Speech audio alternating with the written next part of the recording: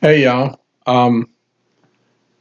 welcome back to Luther Sewell's Woven in Time by Dugan. Um, Today I'm going to share a poem with you, but I want to tell the story about what took place uh, with this poem prior to me writing it. It was January of 2000, January 30, 2020. I went to a urologist and I walked in his office and sat down, and I'm sitting there, and he's kind of a smaller Asian man, and he walks in and he says, just just with bluntness, he said, "Well, you got prostate cancer," and it was like the whole world just went in slow motion for me. The C word was something I wasn't even. I didn't have any idea about it. But then he sits down, and he's like a little water bug. Anyway, he's always going. I've gotten better acquainted with him since in the last 6 years, but um, he he sat down. He said, but you're not going to die from it." So I thought he had a better idea of how I was going to die. And then he gave me my options, and then told me gave me his advice.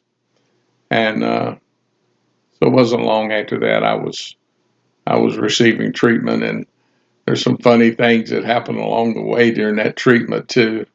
Um, I was given a shot, and my radiologist, she told me, she says, "Now this, when you get this shot," she said, "it's going to make you act like a pregnant lady for 6 to 8 months."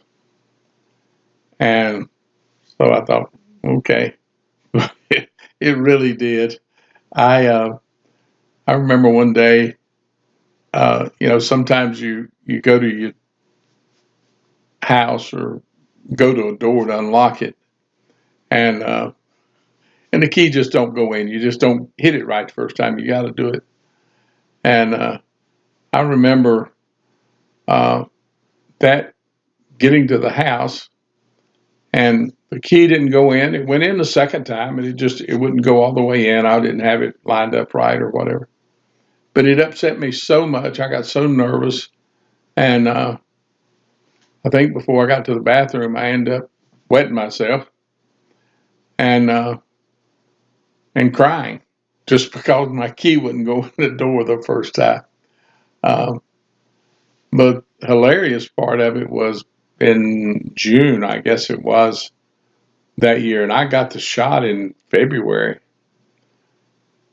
But in June of that year, uh, I wanted to take my family, Holly and Marcy and all the kids and everybody had come from Georgia out to Arizona, and I wanted to take them to a place called the Burrito Shack because I really like their burritos and I wanted to give them the experience. But it may have been the building that turned them off because nobody ate a burrito but me and David. Everybody else wanted Chick-fil-A because you can't get Chick-fil-A in Atlanta, Georgia.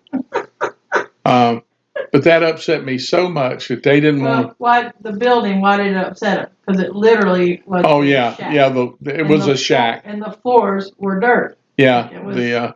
Now where they cooked it was concrete slab, but Yeah. where you went in, the dining area was literally dirt with stones placed around in places. But it was But delicious. It was a metal building. It looked it didn't have many screws or nails in it. It looked like they'd put some post up there in the desert and just lean sheet metal against it.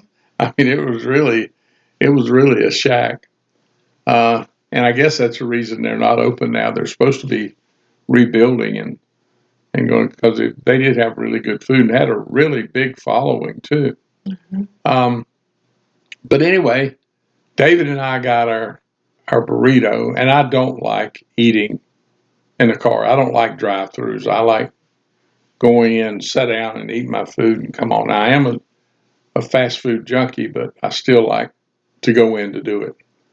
But David and I got our burritos. We got back in the car, and I'm sitting in the front seat. I'm driving. I'm on the passenger side, and Holly's driving. And the van is full. There's every bit at least 8 people in that van. And she takes off, and they're going to go a couple more blocks to a Chick-fil-A.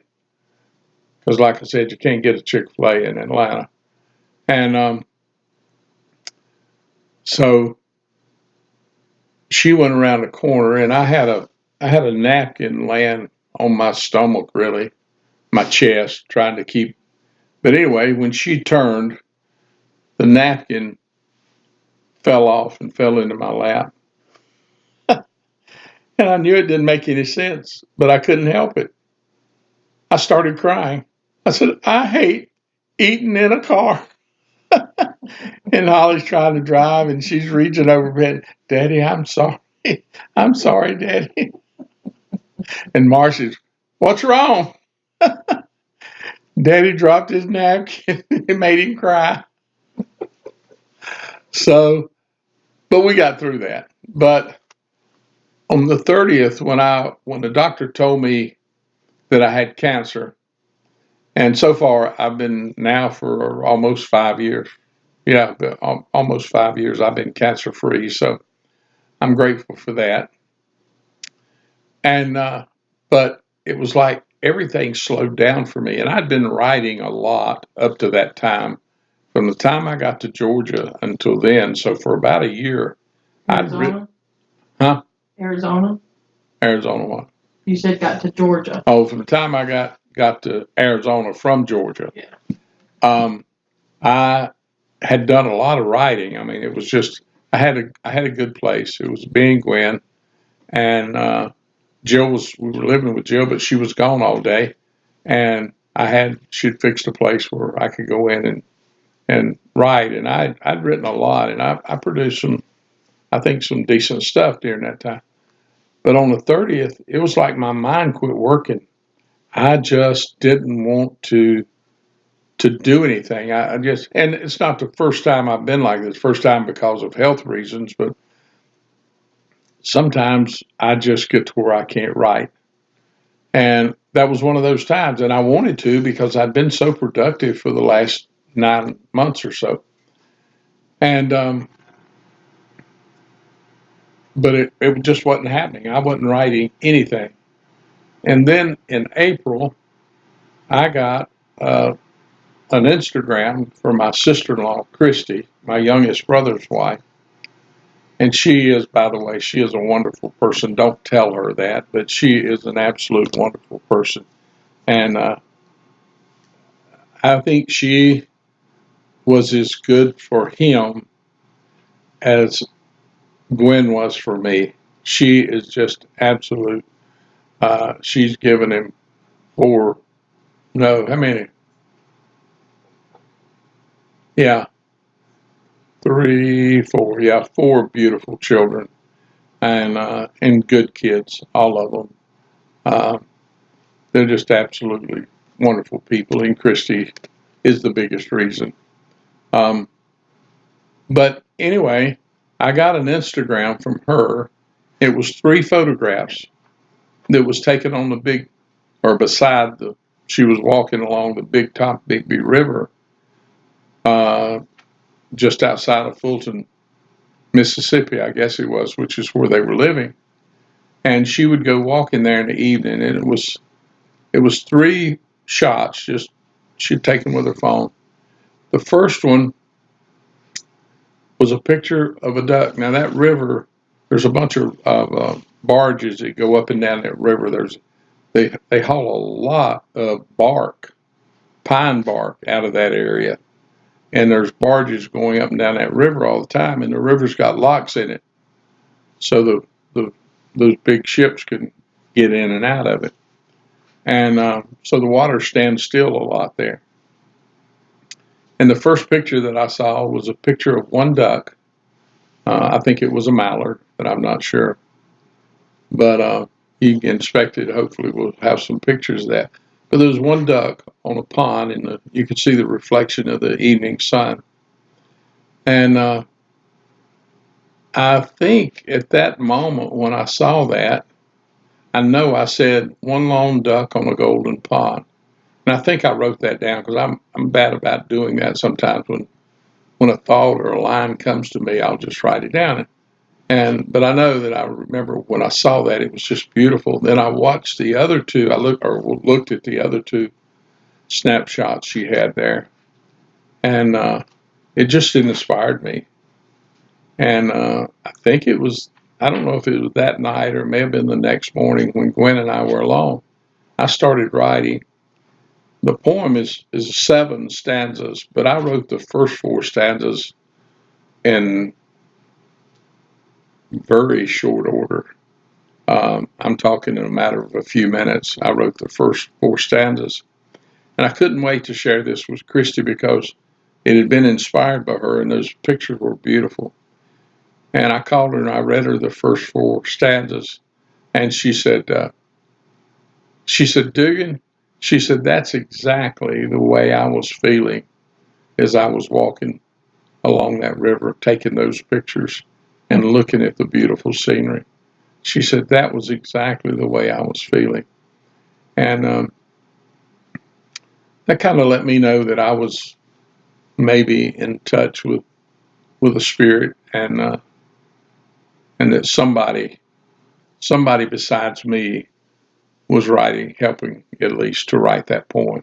I was the instrument, but and I've got several poems that some of them I don't even remember writing, but they're in my handwriting. So, but I,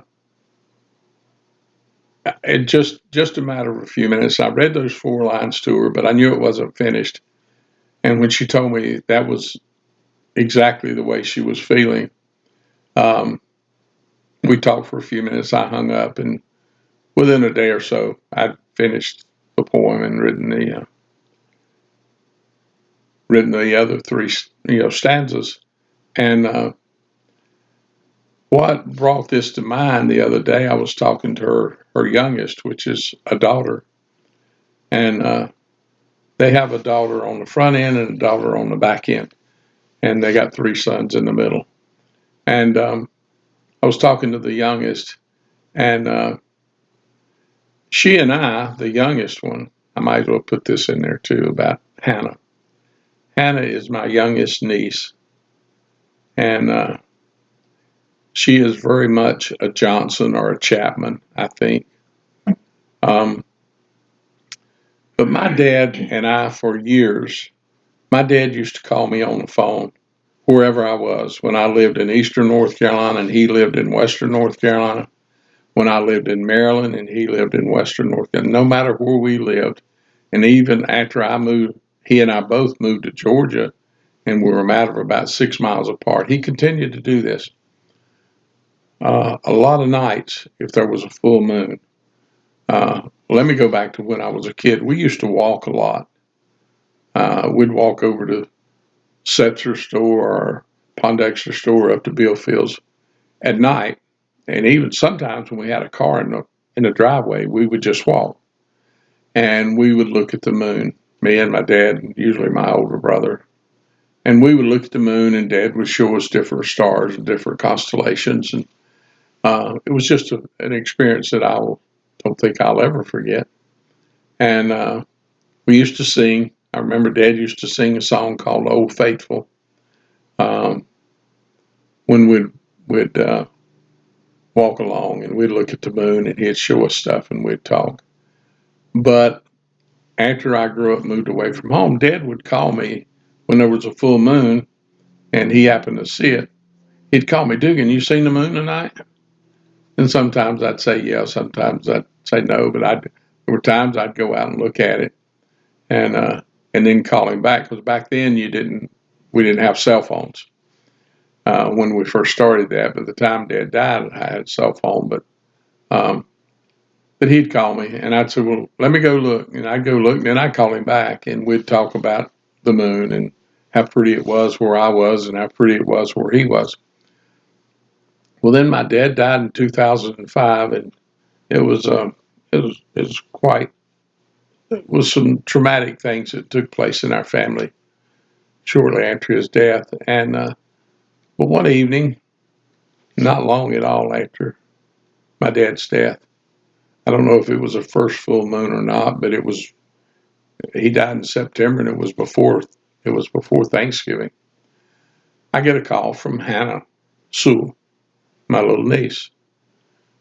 And her first question is, Dugan, have you seen the moon tonight? And I was standing outside, but I had not seen it. And I looked to the east, and I said, I can't see it. It's not even come up yet. And she told me, I think she was on Ridge Road or wherever she was, she could see it.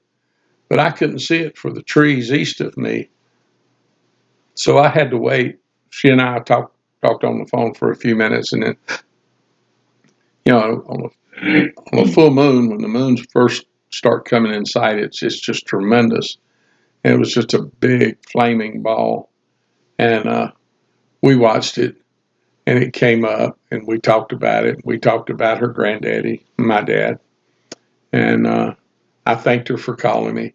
And since that time, even as late as 2 weeks ago or less, the last full moon, she just sent me a text. She said, I think she just said moon tonight. And I think that's all she said. But she's got a little boy now, and I don't know why she thinks that little boy is more important than me, but I think she does. And I haven't met that little boy yet, but I can't wait to get my hands on him, and hopefully I will this summer sometime. But anyway, the moon and the skies have always been important to me. It's something that nature has been important to me. And when I got this what is it? Picture? Huh? Photograph? Picture? Yeah, the pictures on Instagram. That's what I was trying to think of, Instagram. When I got that Instagram from Kristie of those 3 beautiful shots, and I wrote down one long duck. And when I wrote those first 4 verses, and then the next day, or that night, or the next day one, I finished up. And I'd like to share that with you, if I can do it justice. I think it's a beautiful poem. Another reason that I think that I have help in writing some of my work. Sometimes I use words that I don't know what they mean. And this one, in the first line of this, I used the word insular, and I didn't know what it meant. And I called my brother Dwight, who is a walking, unabridged dictionary, and I said, Dwight, I said, I wrote a line, and I want to see if I wrote it correctly. It was an insular showing. And he said, single island by itself. He said, yeah, that was right. So I used a word, and then I used a word before I knew was sure what it meant. So that's another reason I think that I get help sometimes, because I'm not a smart man. But it's called One Long Duck. It was an insular showing of a majestic scene. One lone duck on a golden pond, reflecting all its sheen. The stage was set for all the world, but I'm the only guest. This premiere of nature's beauty was not meant for all the rest. A one duck play, it captured me. I could not turn away. The orchestra of nature played the songs of ending day. An extraordinary lighting was overwhelming me. I marveled also at the props that nature let me see. The marsh, the trees, and all the rest seemed to be consuming. As shadows grew, the lighting dimmed, grace continued looming. As moving as this pageant was, I knew it could not last. My mind was saying silently, it should not end so fast. Night's curtain fell to end the scene. I begged for time to slow. My face was wet with tears of joy to witness such a show. And I am grateful for nature and the beauty of nature. And I'm grateful for the opportunity that I have to see things and hear things and be able to put it in writing that that at least means something to me and other people say that it does to them too. And I'm grateful for that. And that's just another way that I have been blessed in my life. And for right now, I want to tell you guys to be pretty and continue to support, like, and subscribe, and tell your friends about it, okay? Thank you.